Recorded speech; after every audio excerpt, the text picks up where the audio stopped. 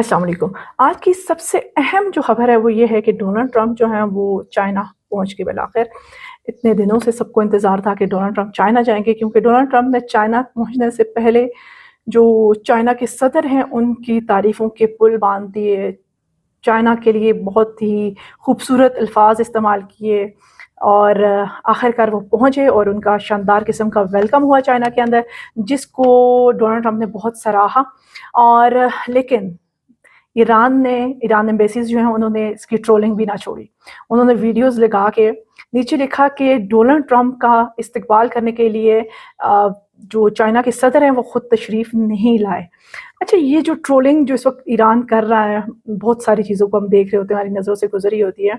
तो ये सब इन्होंने डोनाल्ड ट्रंप से सीखा, क्योंकि डोनाल्ड ट्रंप ने मैदान जंग बना दिया एक्स को भी, और एक्स के ऊपर रोज़ पोस्ट करते, धमकियाँ देते, गालियाँ देते, ये सब करते। तो इस वजह से अब जो है लोग इसको एंजॉय करते हैं, और ईरान एम्बेसी तो कुछ ज़्यादा ही एंजॉय कर रही है। अच्छा जी, दूसरी जो अहम खबर है यहाँ पे मैं आपको देती जाऊँ कि जो मार्को रूबियो हैं वो भी चाइना गए हैं, क्योंकि सेक्रेटरी हैं स्टेट के, तो इसलिए उनका जाना तो बनता था। लेकिन उनके ऊपर ये बातें हो रही हैं कि मार्को रूबियो को तो चाइना में बैन किया हुआ था, तो वो कैसे चाइना चलेगी। तो वो थोड़ी सी बताती चलूँ कि मार्को रूबियो के ऊपर चाइना ने जो बैन लगाया, जो सैंक्शन लगाए कि मार्को रूबियो अब कभी भी जो है वो चाइना में दाखिल नहीं हो सकते, लेकिन उनको डोनाल्ड ट्रंप के साथ आने की परमिशन मिली। और ये भी सुनने में आया कि मार्को रूबियो जो है उनके जो नाम है उसको अपने चाइनीज़ ज़बान में उन्होंने कुछ लू में ट्रांसलेट किया है, LU। और ये बताती हूँ कि ये जो सैंक्शंस थी, ये पाबंदियाँ मार्को रूबियो के ऊपर क्यों लगी, क्यों उनकी एंट्री को चाइना के अंदर बैन किया गया, उसकी दो वजूहत हैं। एक तो मार्को रूबियो ने कहा था कि इल्ज़ाम लगाया था चाइना के ऊपर कि चाइना हांगकांग की जो ऑटोनॉमी है, उनकी जो प्रो डेमोक्रेसी एक्टिविस्ट हैं, उनको जो है वो अंडरमाइन कर रहा है। एक बात ये की थी जो चाइना को बुरी लगी। दूसरी बात ये की थी कि सिंकियांग के इलाके में एक मुसलमानों का ग्रुप है जो कि एथनिक ग्रुप है, और ये तुर्की से मुशाबहत रखने वाले लोग हैं। इनकी ज़बान, इनके खाना पीना, इनके रस्म व रवाज सारे, जिनको आइगोर और उइगायर्स कहा जाता है। ये जो ग्रुप है, अभी ऊपर मैं आपको इनका दिखाऊंगी भी, इनकी तस्वीरें भी।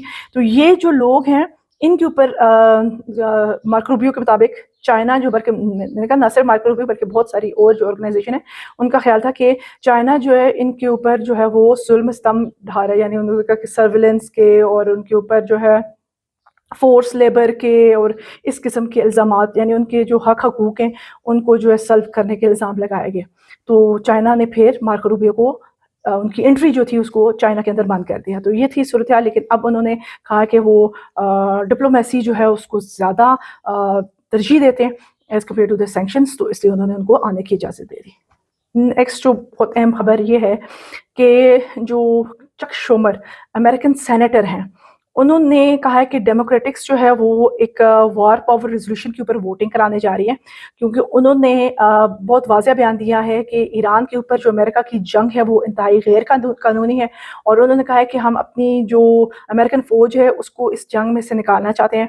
उन्होंने कहा कि ये दुनिया के अंदर जो हमें इतनी ज़्यादा इंतशार, अफ़रा-तफ़री नज़र आ रही है, और जो अखराजात का बढ़ना है वो सब का सब इस जंग की वजह से।